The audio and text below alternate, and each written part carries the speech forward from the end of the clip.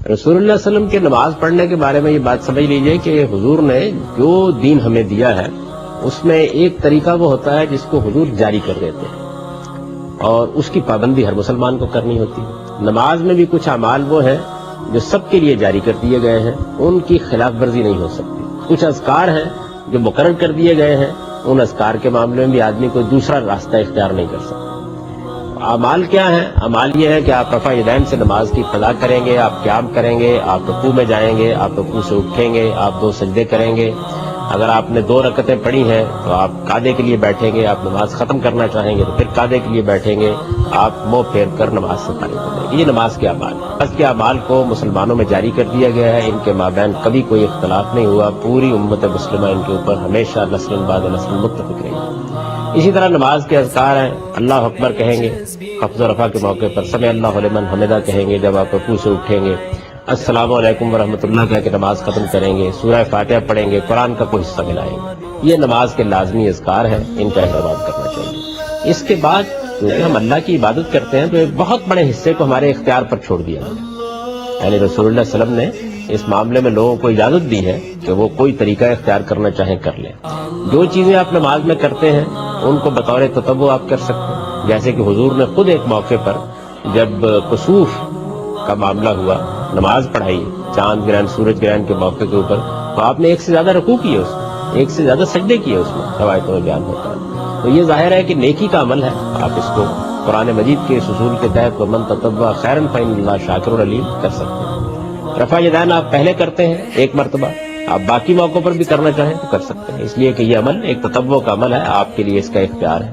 اسی طرح اذکار کا معاملہ ہے، رسول اللہ صلی اللہ علیہ وسلم نماز شروع کرتے وقت کچھ دعائیں پڑھتے تھے، آپ بھی وہ دعائیں پڑھ سکتے ہیں، آپ اپنی طرف سے بھی کوئی دعائیں چاہیں تو اس موقع کے اوپر پڑھ سکتے ہیں۔ قعدے میں آپ بہت سی دعائیں کرتے تھے، اس میں بھی آپ کو اختیار ہے، آپ جو دعا چاہے کر لیں، جس زبان میں چاہے کر لیں۔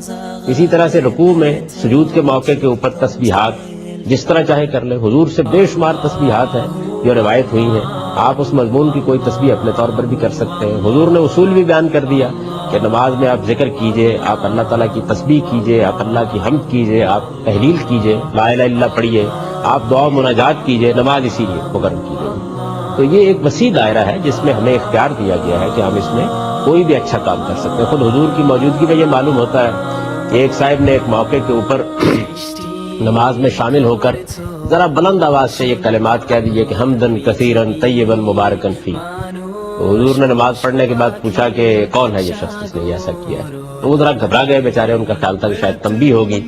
1-2 مرتبہ پوچھا تو پھر ہمت کر کے انہوں نے کہا کہ یہ میں نے یہ کہا تھا۔ تو آپ نے فرمایا کہ میں نے 30 فرشتوں کو دیکھا اور بعض روایتوں میں 10 فرشتوں کو دیکھا کہ وہ لپک کر ان کو لے رہے تھے۔ تو اس طرح گویا آپ نے تصویب کر دی کہ تسبیح کے حمد کے کلمات آپ نماز میں کسی موقع پر کہہ سکتے ہیں۔ تو نماز کے بارے میں یہ سمجھ لینا چاہیے کہ اس کا ایک حصہ لازمی ہے، ایک حصے میں آپ کو اختیار دیا گیا۔ اس میں فطری طور پر یہ سوال پیدا ہوتا ہے کہ اس اختیاری حصے میں حضور کیا کرتے تھے؟ تو جو کچھ حضور کرتے تھے وہ پھر روایتوں میں بیان ہو گیا، جو کچھ آپ کرتے تھے سارا نہیں بیان ہوگا کیونکہ وہ آپ کا اختیاری حصہ ہے، اس سارے کے سارے کا منتقل ہونا بھی ممکن نہیں ہے، لیکن جتنا لوگوں نے سن لیا، کسی موقع پر کوئی دعا سن لی، کسی موقع پر اس طرح کوئی معاملہ ہو گیا وہ بیان کر دیا۔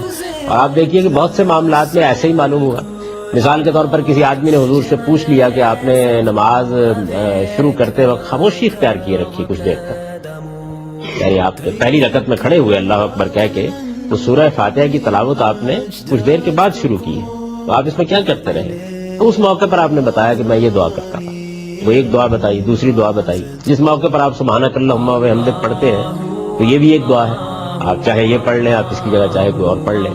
تو یہ غلط فہمی یہاں سے ہوئی ہے کہ لوگوں نے ان دونوں حصوں میں فرق نہیں کیا ہے، نماز کا لازمی حصہ اور نماز کا اختیاری حصہ۔